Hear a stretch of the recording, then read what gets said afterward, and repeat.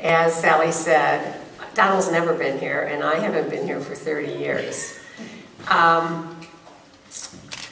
Let me say here, I'm very happy to have this catalog published as part of my reintroduction into the UK.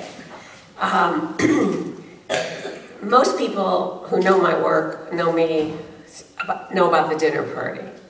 And ever since the dinner party was permanently housed at the Elizabeth A. Sackler Center for Feminist Art at the Brooklyn Museum in 2007, after 30 years of effort, it has been my abiding hope that people will begin to see the dinner party as one work in a large body of art.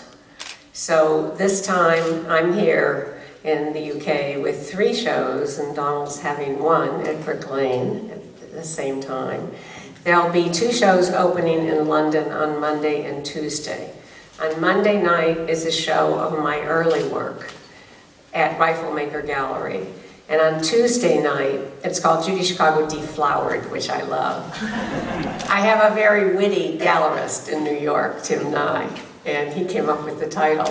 And then for my show at his LA gallery, actually, it's painted orange. And in the late 60s, early 70s, I did a lot of fireworks pieces. And as part of Pacific Standard Time, which Sally referred to, Pacific Standard Time was a Getty-funded initiative that involved every institution from Santa Barbara to San Diego in Southern California, celebrating and documenting Southern California art. And I was there from 1945 to 1980, and I was there for 20 of those years. So it was funny, you know, like in the 1960s, I was like the only woman. Okay, so now in the 2011s, when you can't have shows without women, I was the token woman in every show, so I got lots of shows. It was like, oh yeah, I'm glad I lasted this long. Anyway, so I reprised some of my fireworks and dry ice pieces, and I did this piece for Tim Nye's gallery called The Deflowering of Nye and Brown, which, like, I loved that. It was a series of petals that exploded around the entrance to the gallery. And everybody was like, you know, people are so unused to female sexuality, they just think it was over. And I would go like, not over yet, not over yet. Now it's over. Anyway, so the second show opens Tuesday night at the Ben-Uri Gallery. And if Riflemaker will introduce you to my early work, the Ben-Uri Gallery show will introduce you to a whole aspect of my work that people know very little about. It's a kind of intimate look, personal look. There's a work in there called Autobiography of a Year, 140 drawings chronicling the ups and downs of a year. And I hope you'll avail yourself of the opportunity to learn more about my work. And if you go up to London, you can drop by Brick Lane and see Donald's work too, so that'll be a bonus. Okay. Yes. So, out of the blue, I got an email from Bill Harp, who said that he wanted to publish the lecture I gave here 30 years ago. Wendy, of course, is like, what took him so long? But, of course, one of the things that I want to say about Wendy and Bill is I want to salute their persistence and their accomplishment in not only creating this alternative art space, but in maintaining this alternative art space when many, many other such spaces in the UK and the US have long ago succumbed to the lack of funding or the not enough funding, the lack of energy, the burnout of people. So to Wendy and Bill,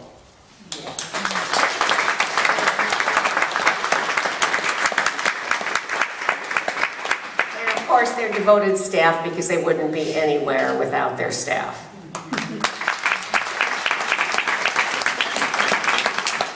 So anyway, so Bill announces that he wants to publish this lecture I gave in 1982, which I didn't even have a copy of. And I hadn't read since I presented it. So when Bill sent it to me, I could hardly believe it, actually. I felt like I was being reintroduced to my younger self at a time when hope was in the air, when we all believed we could change the world and make it a more equitable place. In fact, in the dinner party, we were so sure it was going to happen imminently that in the dinner party on the corner runners, they're called the Millennium Runners, and there's an M coded into the needlework design for the millennium, which already passed. Okay, so like we thought, oh, surely by then there will be justice in the world. Well, unfortunately, we went the wrong way. Certainly in America, and I guess here too, right? In fact, throughout the Western world. Anyway, so since it doesn't say Millennium 2000, it is just as good for the next one, right? Anyhow, so I was really, I mean, actually, it made me cry when I read it, because I remembered my young, earnest self shortly after I finished the dinner party, and it was getting me into all kinds of trouble. In fact, there is an unnamed art historian from the UK who started the anti-essentialist movement, which attacked the dinner party as being essentialist, that is, that it reduced women. I'm like, what are you, out of your mind? Hundreds of thousands of perfectly normal people know it celebrates women, and you, with a PhD, think it degrades women? What are they teaching you in school? Anyway, I've never met said art historian, but I'm going to see her next week. I'm practicing saying, oh, hello, how lovely to meet you. At any rate, it was shortly after I had finished the dinner party, which was impelled by my own need to find my antecedents in history. Sally was describing Bill's foray into a larger literature. Actually, I thought that's what everybody should be learning. I thought she was like talking about, oh, this is a new curriculum that's going to sweep all the universities. Because of course that's how it should be. We should read a word by women for every word we read by men, because we make up half the human race. At any rate, when I was a student at UCLA, I took a course in the intellectual history of women in Europe. And at the first session, my professor, who was a very well-known and respected historian, said that he was going to talk about women's contributions at the last session. I waited all semester because I was a very ambitious young woman.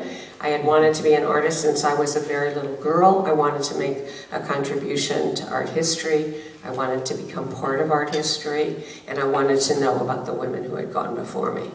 And at the last class, he came in, you know, he had like those leather patches on his, you know, and he smoked a pipe. At the time, you could still smoke at university classes. And he strode up to the front and he said, "Women's contributions, they made none." Whoa. That was the prevailing attitude in the 1950s and 60s. And in fact, if any of you read the Observer magazine last weekend, I was commenting, it was a big article on me, and I was commenting on one of your celebrities, Caitlin Moran, who wrote this book, like How to Be a Woman, isn't that what it's called? There was a review of it in the New York Times Book Review, and I read it and I ordered it. And she's very funny, really funny.